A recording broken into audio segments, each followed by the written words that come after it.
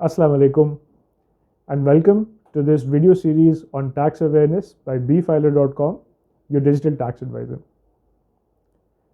जिन अफराद ने हाल ही में एक्सपायर हुई इनकम टैक्स रिटर्न फाइलिंग की डेडलाइन के अंदर अंदर अपना टैक्स रिटर्न फाइल कर दिया, उनके बारे में तो ये माना गया कि उन्होंने इस डेडलाइन को मीट कर लिया, या फिर वो तमाम लोग जिन्होंने इस डेडलाइन के अंदर एक एक्सटेंशन फाइल कर दी। अच्छा, ये तमाम रीज़न्स हैं,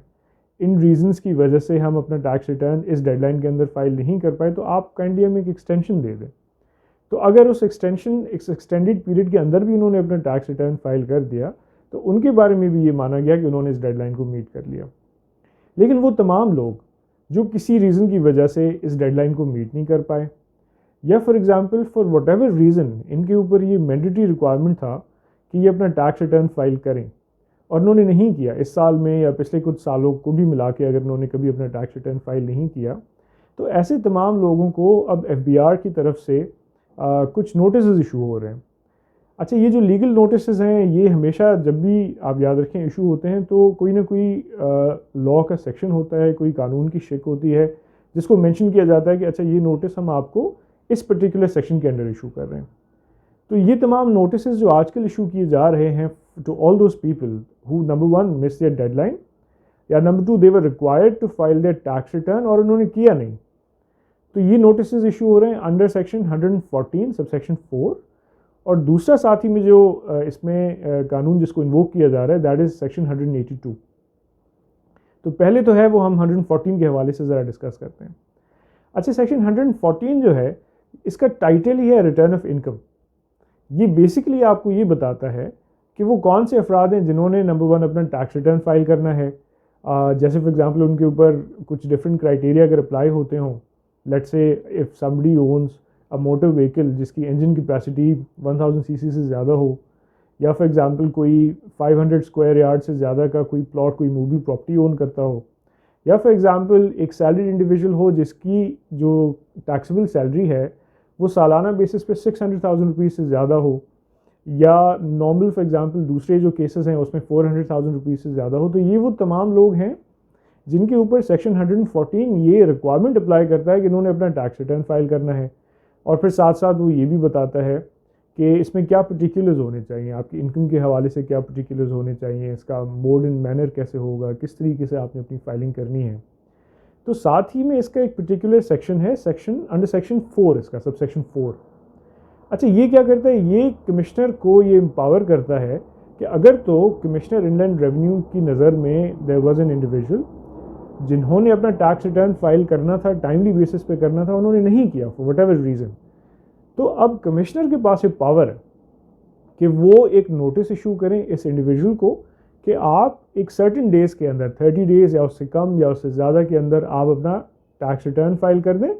और उसमें फिर ये तमाम सारे पर्टिकुलर्स आप मेंशन करें जो कि एक नॉर्मल टैक्स रिटर्न के अंदर रिक्वायरमेंट होती है। तो ये जो पावर दिया गया है कमिश्नर को, ये दिया गया है अंडर सबसेक्शन 4। यही वजह है कि जब किसी को नोटिस इशू किया जाता है कि भाई या तो आपने अपनी डेडलाइन के अंदर अपना टैक्स रिटर्न फाइल नहीं किया, या फॉर एग्जांपल कमिश्नर के पास, FBR के पास कोई और इन्फॉर्मेशन है, हो सकता है आपके नाम पे कोई गाड़ी हो, कोई मूवेबल प्रॉपर्टी हो, कोई आपकी टैक्सेबल इनकम हो, आपने हो सकता है कैपिटल मार्केट्स में इन्वेस्ट किया हो, आप डिविडेंड इनकम अर्न कर रहे हो।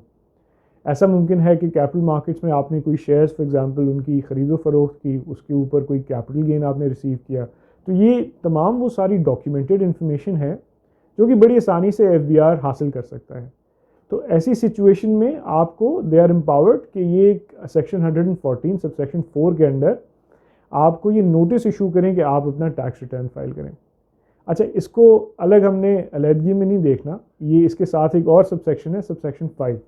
ये भी ज़रा एक टाइम लिमिटेशंस के बारे में बात करता है, तो इस वजह से अहम है कि हम इसका भी यहीं पे तस्करा करें। ये क्या बताता है, ये बताता है कि अच्छा ये जो टाइम लिमिटेशन कमिश्नर के पास अवेलेबल होगा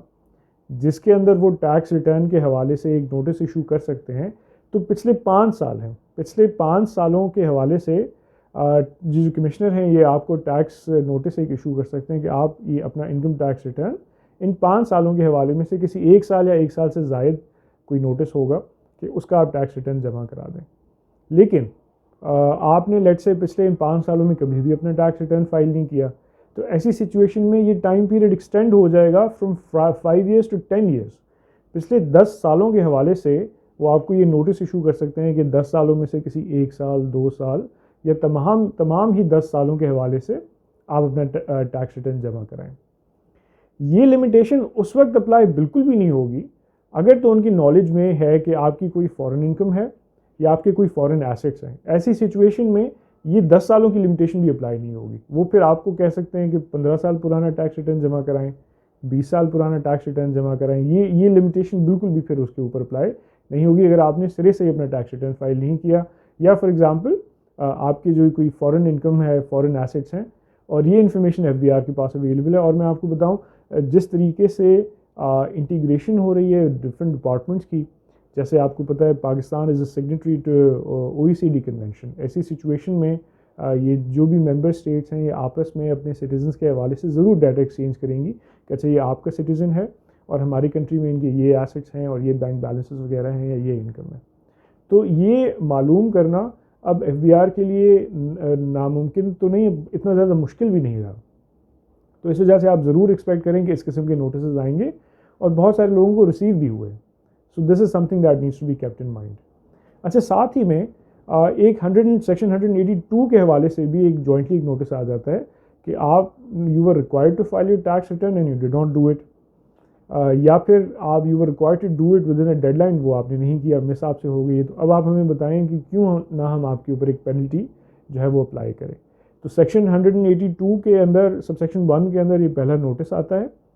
और उसका फिर अगर तो वो एक प्रोसीडिंग्स सी थ्रू हो जाती हैं, मामला कंप्लीट हो जाता है, या आपने उसका कोई एडिक्वेट रिस्पांस नहीं दिया तो फिर उसका सबसेक्शन 2 उसके अंदर फिर उसका ऑर्डर जो है वो पास किया जाता है। तो इन एनी केस ये पेनल्टी का भी जो नोटिस है, जैसे अगर मैं सिर्फ इनकम टैक्स रिटर्न के हवाले से बात करूं तो जो मिनिमम पेनल्टी है in case of a salaried individual that is 5,000 rupees और एक नॉन सैलरीड इंडिविजुअल के केस में it is 40,000 rupees. And then wealth statement भी आपने साथ ही सबमिट करना होता है तो उसकी 100,000 रुपीज़ की पेनल्टी। तो ये मिनिमम पेनल्टीज़ हैं अपनी जगह। लेकिन आप फिर एक प्ली फिर भी ले सकते हैं कि कोविड सिचुएशन थी, मैं डाटा अपना जो है वो टाइमली बेसिस पे नहीं ऑब्टेन कर सका, फॉर्म्स में इशूज़ थे या जो भी, या मेरी तरफ से ये जो डिफ़ॉल्ट है ये विलफुल नहीं है, इंटेंशनल नहीं है, इसमें कोई इंटेंशन नहीं था कि मैं एफबीआर को जो है वो अपनी चीज़ों के हवाले से ना बताऊँ। एक जेन्युइन एक रीज़न्स के हवाले से आप एक सबमिशन कर सकते हैं। तो बात को अगर मैं कंक्लूड करूं तो ये आपको डिफरेंट नोटिसेस रिसीव हो सकते हैं, ऑलरेडी हो गए हों या कुछ लोगों को होने लगे हों,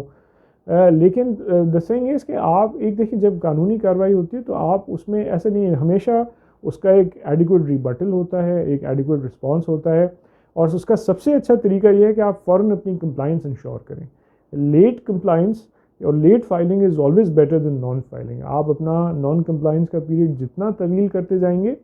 आपके ऊपर पेनल्टीज़ का एक्सपोजर उतना ज़्यादा बढ़ता जाएगा।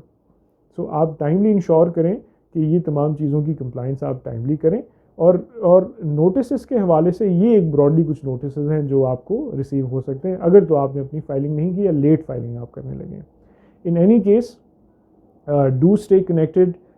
To our channel at bfiler.com ताकि इस किस्म की और इंफॉर्मेटिव वीडियोज़ हम आप तक पहुंचा सकें। Thank you.